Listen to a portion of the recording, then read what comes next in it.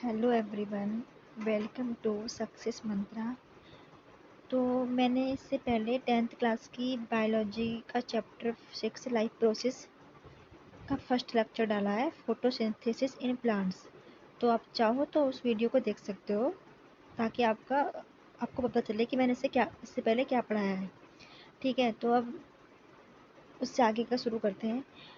मैंने आपको बताया था कि जो प्लांट्स हैं वो कार्बोहाइड्रेट को स्टार्च की फॉर्म में स्टोर करते हैं। ठीक है, तो आपकी एनसीईआरटी में कुछ इंपॉर्टेंट फैक्ट्स दिए हैं और वहाँ से क्वेश्चन बनते हैं। तो स्टार्च के लिए एक टेस्ट होता है, कौन सा टेस्ट होता है? वो आयोडीन डाइल्यूट टेस्ट, यानी कि फूड में स्टार्च प्रेजेंट है या नहीं है, उसके लिए हम आयोडीन टेस्ट करते हैं। आयोडीन के कुछ ड्रॉप्स डालते हैं। अगर उस फूड का कलर ब्लू ब्लैक में चेंज हो जाता है, दैट मीन स्टार्च प्रेजेंट है। तो आपको ये फैक्ट याद रखना है। ओके, नेक्स्ट चलते हैं। इसके बाद मैंने आपको बताया था कि जो प्लांट्स हैं उनको फोटोसिंथेसिस के लिए कार्बन डाइऑक्साइड जो होती है वो स्टोमेटा के ओपन होने से मिलती है। मैंने आपको बताया था कि जो गार्ड सेल्स होती हैं वो स्वलन अप होती हैं, जब उनमें पानी एंटर कर जाता है तो वो फूल जाती हैं, तो स्टोमेटा ओपन हो जाता है। ये स्टोमेटा था उसमें। और क्या होता है कि CO2 एंटर कर जाती है। तो आपकी एनसीईआरटी में बताया हुआ है कि स्टोमेटा के अलावा गैसियस एक्सचेंज कहाँ कहाँ से होता है, कहाँ कहाँ से हो सकता है? स्टेम से हो सकता है, रूट से हो सकता है, और लीफ की सरफेस से हो सकता है।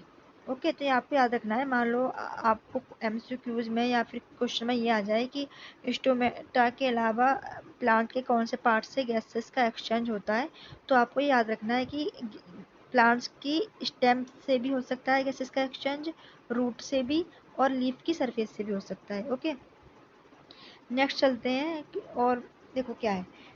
ऐसे कि हमारी बॉडी की ग्रोथ के लिए हमें न्यूट्रिएंट्स की नीड होती है। हम कार्बोहाइड्रेट लेते हैं, फैट लेते हैं, प्रोटीन्स खा लेते हैं। वैसे ही प्लांट्स के लिए भी, उनकी ग्रोथ के लिए, उनकी बॉडी पार्ट्स के लिए न्यूट्रिएंट्स ज़रूरी होते हैं। ठीक है, तो वो मिनरल्स एब्जॉर्ब करते हैं। कहाँ से करते हैं? वो सॉइल से लेते हैं मिनरल। ठीक है, कौन कौन से मिनरल हैं? देखो, वाटर तो उनके लिए नेसेसरी है। वाटर तो उनकी फोटोसिंथेसिस के लिए भी ज़रूरी है और उनकी ग्रोथ के लिए भी ज़रूरी है। ठीक है, बिना पानी के तो वो ज़्यादा टाइम तक नहीं रह सकते लिविंग। ठीक है, वाटर के अलावा और क्या कौन से? मैग्नीशियम, मैग्नीशियम रहेगा आपका, नाइट्रोजन, आयरन एंड फॉस्फोरस। तो ये 4 मिनरल हैं, एलिमेंट हैं जो जो प्लांट रूट की हेल्प से सॉइल से एब्जॉर्ब करते हैं। ओके, तो आपको याद रखना है। देखो, मैंने ट्रिक दी हुई है, आप उससे याद रख सकते हो। Water money plant, water money plant. Water से तो आप वाटर है ही। मनी का M क्या डिनोट करेगा यहाँ पर? मैग्नीशियम। N क्या करेगा? नाइट्रोजन। आई क्या करेगा? आयरन। और प्लांट का P क्या करेगा? फॉस्फोरस। तो आप इस तरह से याद रख सकते हो कि प्लांट्स को कौन कौन से मिनरल्स वो लेते हैं सॉइल से। ओके, और नाइट्रोजन जो है वो बहुत ही इसेंशियल है प्लांट्स के लिए, हमारे लिए भी जरूरी। प्रोटीन जो बनता है उसमें नाइट्रोजन जरूरी होता है। अमीनो एसिड्स में नाइट्रोजन, बिना नाइट्रोजन के अमीनो एसिड का फॉर्मेशन नहीं होता, और बिना अमीनो एसिड के प्रोटीन का फॉर्मेशन नहीं हो सकता। वैसे ही प्लांट्स के लिए भी नाइट्रोजन इसेंशियल है, लेकिन वो नाइट्रोजन को डायरेक्ट नहीं ले सकते। सबको पता है कि हमारे इन्वायरमेंट में एटमॉस्फेयर में नाइट्रोजन सबसे ज़्यादा प्रेजेंट है, लेकिन प्लांट्स उसको डायरेक्ट नहीं ले सकते। वो किसकी फॉर्म में लेते हैं? वो लेते हैं नाइट्राइट की फॉर्म में। तो नाइट्राइट उन्हें कैसे मिलेगा? जो क्या होता है ना, इनऑर्गेनिक नाइट्रेट होता है सॉइल में, बैक्टीरिया उसको क्या करते हैं? नाइट्राइट में कन्वर्ट कर देते हैं, और देन नाइट्राइट को प्लांट्स रूट की हेल्प से एब्जॉर्ब करते हैं। ठीक है, तो ये थे आपकी एनसीईआरटी में गिवन कुछ इंपॉर्टेंट फैक्ट्स जो आपको याद रखने हैं।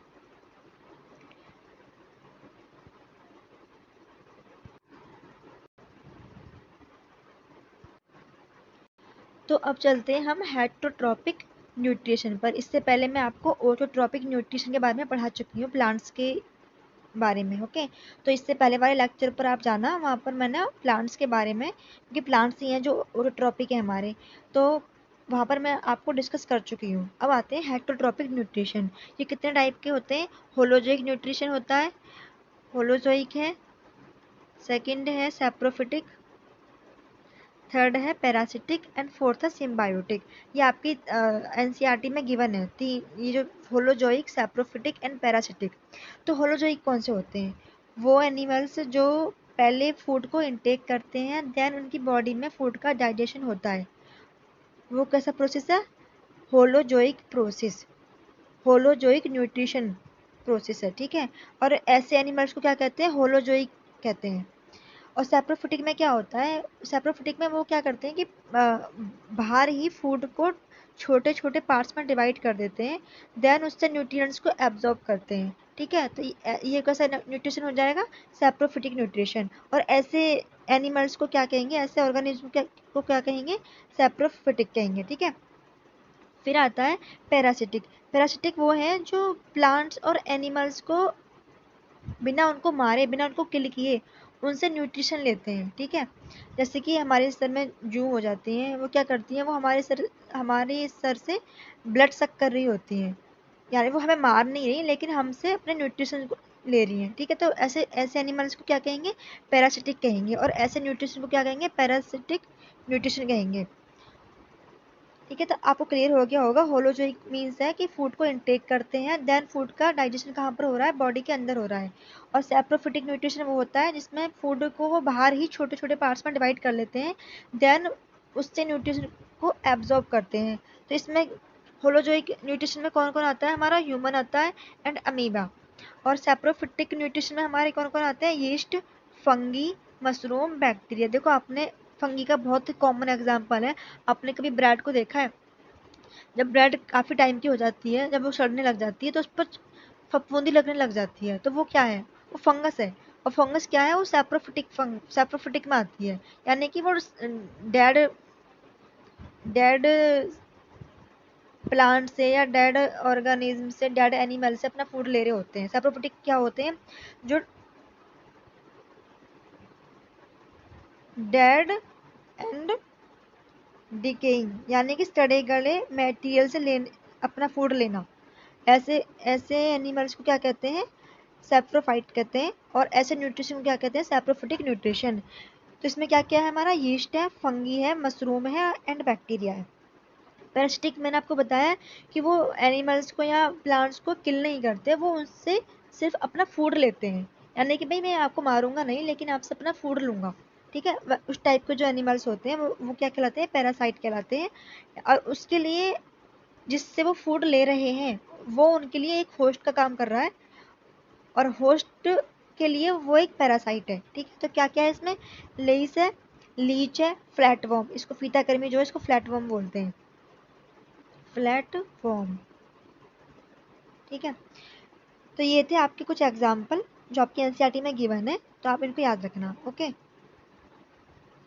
अब आते हैं होलोजिक न्यूट्रिशन में आता क्या क्या है। मैंने आपको भी बताया कि फूड को इनटेक करते हैं, देन फूड का डाइजेशन कहाँ पर हो रहा है? बॉडी के अंदर। उसे न्यूट्रिएंट्स कहाँ लिए जा रहे हैं? बॉडी के अंदर। तो इसमें कौन कौन आ रहा है? देखो हर्बीवोर्स आते हैं, पहले इसकी आप लाइन पढ़ लो। Organism feed by ingesting full food material, यानी कि फूड को इंजेस्ट करते हैं, यानी कि माउथ के थ्रू इनटेक करते हैं। Then food is digested and absorbed inside the body, यानी कि बॉडी के अंदर फूड का डाइजेशन हो रहा है और एब्जॉर्प्शन हो रहा है। इसमें कौन कौन आते हैं? हर्बीवोर्स आते हैं, कॉर्निवोर्स आते हैं एंड ओमनीवोर्स आते हैं, ठीक है। तो अब याद रखना कि इनमें इसकी स्टेज कितनी है। इस प्रोसेस की स्टेज है, पहले हम फूड को इनटेक करते हैं, दैट मीन इंजेस्ट कर रहे हैं, यानी कि फीड कर रहे हैं, हम खा रहे हैं। इनटेक बॉडी माउथ के थ्रू उसको इनटेक कर रहे हैं, ठीक है। तो ये क्या कहलाएगा? इंजेशन। देन उसका डाइजेशन कहाँ पर होगा? बॉडी के अंदर। देन डाइजेस्ट फूड से न्यूट्रिशन का एब्जॉर्प्शन होगा, और फिर जो एब्जॉर्ब किए हैं न्यूट्रिएंट्स उनको बॉडी अलग अलग तरीके से यूटिलाइज करेगी, यानी कि असिमुलेशन होगा। देन जो भी वेस्टेज बचा है वो बॉडी से बाहर निकाल दिया जाएगा, यानी कि इजेशन हो जाएगा। देखो एक्सक्रीशन एंड इजेशन में डिफरेंस है, इसलिए याद रखना कि स्टेज में आपको इजेशन याद रखना है, ना कि एक्सक्रिएशन। तो ये थे न्यूट्रिशन के 5 स्टेज, ओके। अब आते हैं कि न्यूट्रिशन यूनिसेलुलर में कैसे होता है। देखो यूनिसेलुलर में कौन कौन आते हैं? ह्यूमन किस में आएंगे, मल्टी सेलुलर में। और यूनिसेलुलर में कौन कौन आते हैं, एक तो यूनिसेलुलर में कौन कौन आते हैं ये याद रखने हैं आपको, अमीबा, सेकंड क्या है, पैरामीशियम। यूनिसेलुलर का मतलब क्या है, यानी कि इनके पास ये सिंगल सेल से मिलकर बने हुए हैं, ठीक है। तो देखो अब अमीबा में किस किस तरह से न्यूट्रिशन का प्रोसेस होता है, वेट,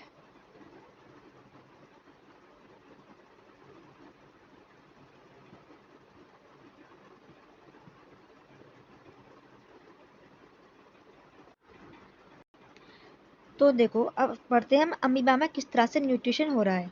मैंने आपको बताया कि अमीबा हमारा किस तरह का है, यूनिसेलुलर है, यानी कि सिंगल सेल से बना हुआ है। इसकी क्या होती है, इरेगुलर शेप होती है, यानी कि कोई इसकी फिक्स्ड शेप नहीं है, ये अपनी शेप चेंज करता रहता है। ओके, इसमें सूडोपोडिया होते हैं जिनको फास्ट फीट कहते हैं। मैं आपको बताऊंगी किस सूडोपोडिया क्या है। तो इसकी आप याद रखना, यूनिसेलुलर सेलुलर है, इरेगुलर शेप है, एंड सूडोपोडिया पाए जाते हैं जो फिंगर लाइक स्ट्रक्चर होती है, फाल्स फीट बोलते हैं उनको। और सूडोपोडिया का काम क्या है, कैप्चरिंग ऑफ एक्सटेंशंस, यानी कि फूड को कैप्चर करना, एंड मूवमेंट में हेल्प करना। ये दो इसके वर्क हैं, फूड को कैप्चर करना एंड मूवमेंट में हेल्प करना। तो देखो अमीबा में किस तरह से होता है, ये देखो, ये देख रहे हो, इसमें एक ये न्यूक्लियस है, ये इसकी बॉडी है, ये इस तरह से है। अब मान लो ये फूड है, तो ये है, ये जो ये इसको क्या कहेंगे, सूडोपोडिया।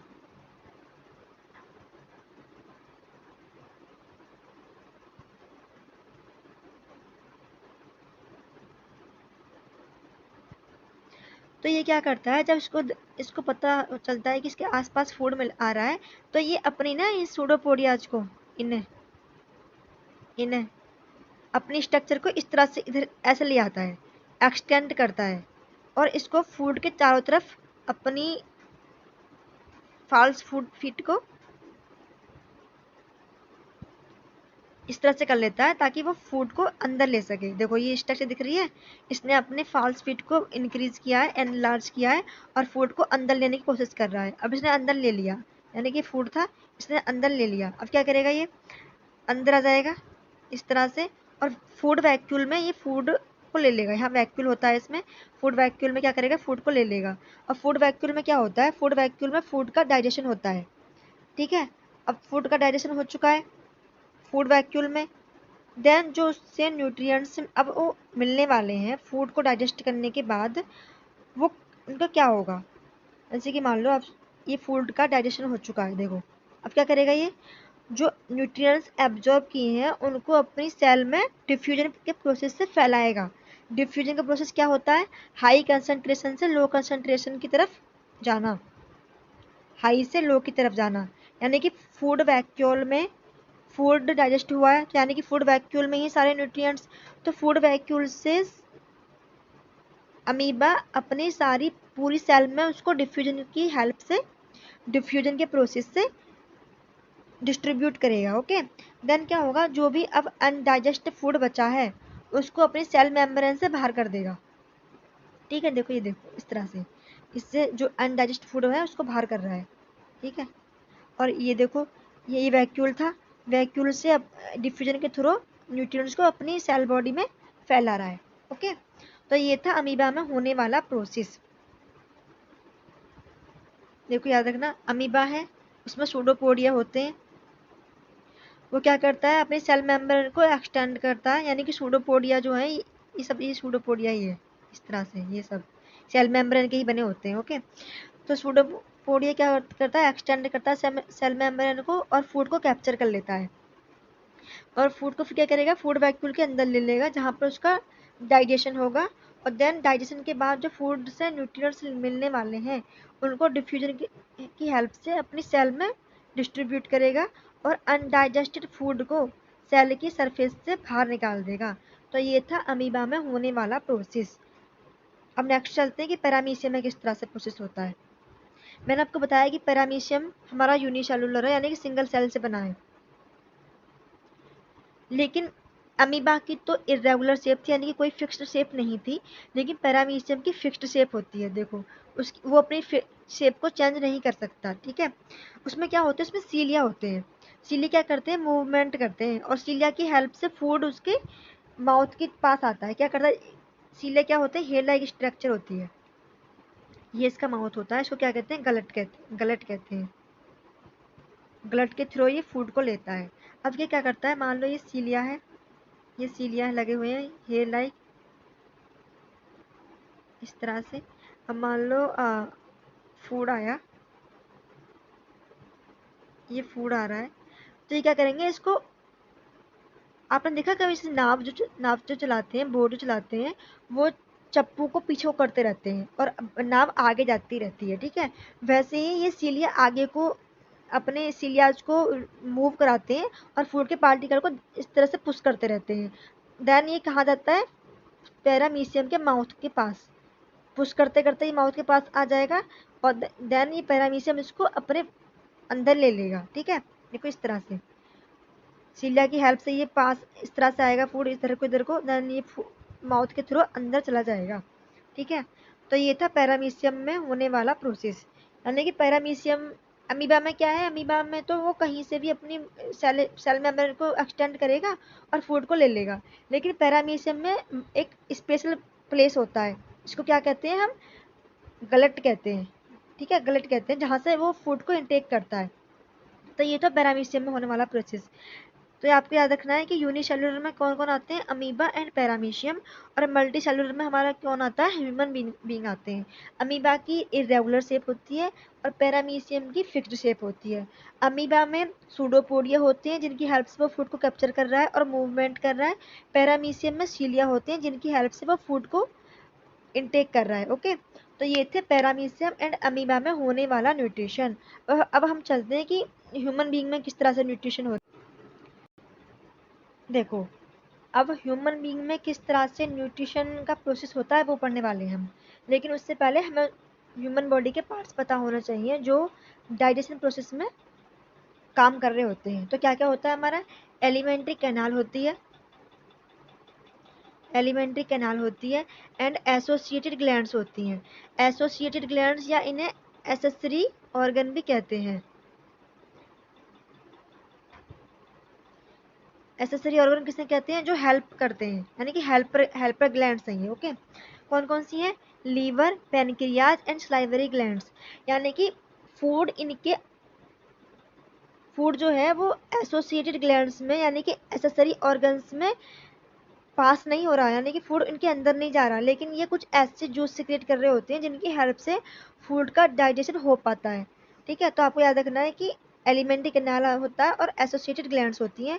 और कौन कौन सी ग्लैंड्स हैं, वो लीवर है हमारा, पेनक्रियाज है एंड सलाइवरी ग्लैंड्स हैं। अब आते हैं कि हमारी एलिमेंट्री कैनाल में कौन कौन से पार्ट्स आते हैं। क्या क्या है, buccal cavity, oesophagus. Buccal cavity हमारा कौन सा एरिया, माउथ का पार्ट होता है। ईसोफेगस हमारी पाइप लाइक होती है, फूड पाइप होती है। देन वहाँ से कहाँ जाता है, फूड हमारे स्टमक में जाता है और स्टमक से स्मॉल इंटेस्टाइन में जाता है। स्मॉल इंटेस्टाइन में कौन कौन होता है, ड्यूडेनम, जीजेनम एंड इलियम, ठीक है। देन कहाँ जाएगा, लार्ज इंटेस्टाइन में जाएगा। फिर लार्ज इंटेस्टाइन में कौन कौन से पार्ट्स होते हैं, ascending colon, transverse colon and descending colon, descending colon, okay. Then कहाँ जाएगा फूड, रेक्टम में जाएगा और फिर जाएगा एनस में।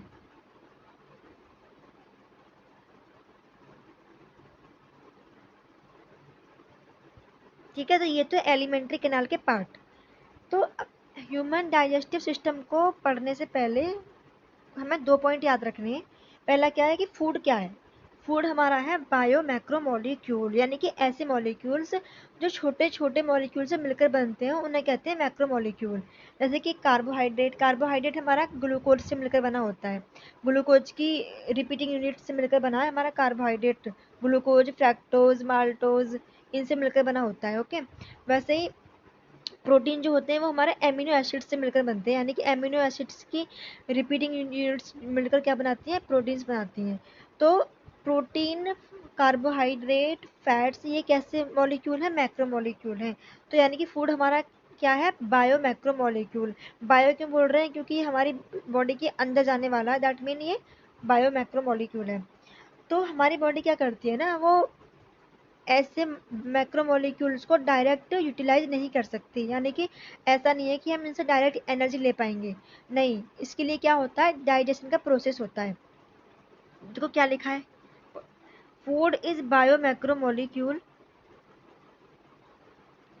What is biomacromolecule? It is large complex biological molecule, also known as biological polymer, which is composed of small repeating unit। देखो यही जो मैंने आपको बताया, यानी कि स्मॉल रिपीटिंग यूनिट क्या है हमारी, जैसे कि एमिनो एसिड्स, ग्लूकोज, फ्रक्टोज, ये सब कैसी है, स्मॉलर यूनिट्स होती हैं। That is more linked together, यानी कि जुड़, ये आपस में लिंक्ड होकर, जुड़कर क्या बनाती हैं, मैक्रोमोलिक्यूल बनाती हैं, like protein, nucleic acid, carbohydrate and fats. तो मैंने आपको बताया कि हमारी बॉडी जो होती है वो डायरेक्ट फूड को यूटिलाइज नहीं कर सकती, इसलिए हमारी बॉडी में क्या होता है, डाइजेशन का प्रोसेस। डाइजेशन का प्रोसेस कैसा होता है, mechanical and biochemical process. Mechanical means, mechanical इसलिए क्योंकि हम अपनी टीथ की हेल्प से फूड को छोटे छोटे पार्ट्स में डिवाइड कर रहे होते हैं। तो हम क्या कर रहे हैं, हमारे टीथ क्या कर रहे हैं, यहाँ पर मैकेनिकल वर्क कर रहे हैं, ओके। और बायोकेमिकल क्यों कह रहे हैं इसको, क्योंकि हमारी बॉडी के अंदर जब स्मॉल इंटेस्टाइन में फूड का डाइजेशन होगा तो वहाँ पर कुछ केमिकल की हेल्प से होगा, कुछ जूस सिक्रेट हो रहे होंगे, जो मैंने आपको ऊपर बताया अभी कि लीवर, पेनक्रियाज, जो सलाइवरी ग्लैंड्स जो होती हैं वो कुछ सिक्रेट करती हैं, जिनकी हेल्प से फूड का डाइजेशन हो पाता है। तो वो क्या है, वही केमिकल है, केमिकल की हेल्प से हो रहा है। बायो क्यों, क्योंकि हमारी बॉडी के अंदर हो रहा है, इसलिए इसको कह देते हैं बायोकेमिकल। ठीक है, तो डाइजेशन हमारा कैसे प्रोसेस है, मैकेनिकल एंड बायोकेमिकल प्रोसेस। और क्या करता है, ये कॉम्प्लेक्स फूड को सिंपलेस्ट फूड में कन्वर्ट करता है, ऐसे फूड में कन्वर्ट करता है जहाँ से हम, हमारी बॉडी इजीली न्यूट्रिएंट्स को एब्जॉर्ब कर सकती है। ठीक है, तो वही लिखा है, in which complex food convert into simple absorbable food। Simple absorbable food with the help of hydrolytic enzyme. ये कौन से एंजाइम है, जो मैंने आपको बताया कि जो हमारी accessory glands, associated glands secrete कर रही होती हैं, ये वही एंजाइम्स होते हैं, वही जूसेस होते हैं। ठीक है, तो ये था आपका डाइजेशन के बारे में कुछ एक्स्ट्रा नॉलेज जो आपको पता होनी चाहिए टॉपिक को पढ़ने से पहले। अब हम चलते हैं, अब हम डिस्कस करते हैं कि ह्यूमन डाइजेस्टिव सिस्टम किस तरह से वर्क करता है। ठीक है, आपको एनसीईआरटी की लाइंस को पढ़ने से पहले मैं आपको डायग्राम के थ्रू बताना चाहूँगी, ताकि आपको रटना ना पड़े, आप इजीली